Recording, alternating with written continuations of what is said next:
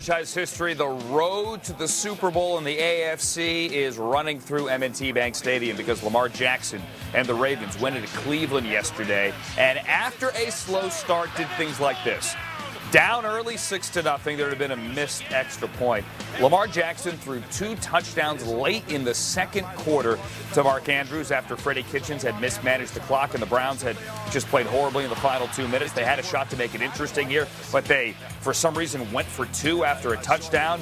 Incomplete to Ricky Seals-Jones, and then Odell Beckham Jr. and Freddie Kitchens have their moment. Focus on the Ravens.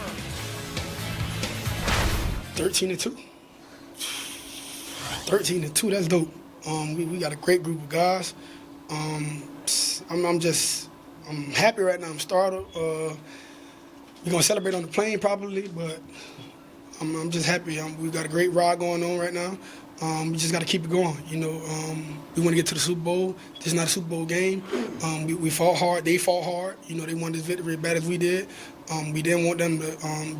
It's just simple as 0-2. You know, we had to, even it out. We would have hoped it would have been 2-0 on our part, but it is what it is. I'm just happy. We're 13-2 right now. How many interceptions did he have for the season? 6. 36-6. Man, what more do you need to say? It's amazing. It's tremendous. It's one of the best. Yeah. Should I say it? Huh? Marshall?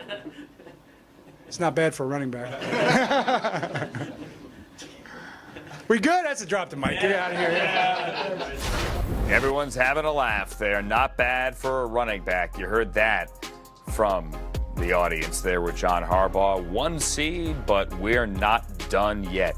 The question is, however, and let's turn it serious once again at the Ian Rappaport, is Mark Ingram done? At one point, Jackson, Ingram, and Mark Andrews were all limping on a second-half drive there for the Ravens. Jackson and Andrews are okay, but Ingram has a calf injury, Ian. What do we know? Well, he had an MRI today, and this is a calf strain, and sources say that after these tests, he has not been ruled out for the playoffs, and in fact, does have a good chance of being on the field when the Ravens return to it. Now, of course, Mark Ingram is not going to play Week 17. Not a surprise. A lot of the Ravens won't play Week 17, at least a lot of the key ones. There's nothing to play for, and it does sound like resting guys is something they're strongly considering. They have 21 days until Mark Ingram has to be back on the football field. That is a long time.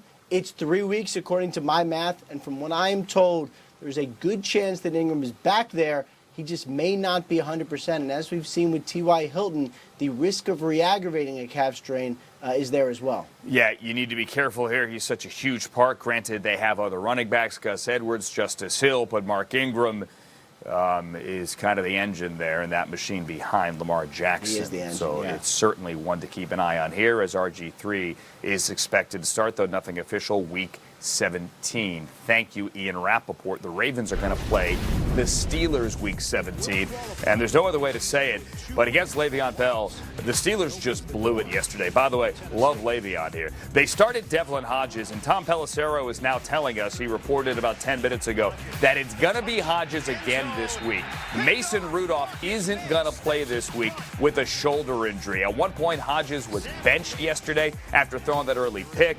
Rudolph came back in, but with Marquise Pouncey injured and B.J. Finney having to play center, it just didn't go well. And here he gets slammed to the turf, left shoulder. He'd go to the sideline. You'd see him wincing. Hodges came back in. The bottom line is the Steelers now need help because Hodges threw a couple of picks. The offense never got going, and they lost in New York to the Jets. Hines Ward gets the Gatorade bath. He's a Jets assistant now. I bet a bunch of you did not know that. This is kind of funny from a Steelers fan in the stands there at MetLife Stadium. He brought multiple jerseys. He brought the Hodges jersey. He then went back to the Mason Rudolph jersey.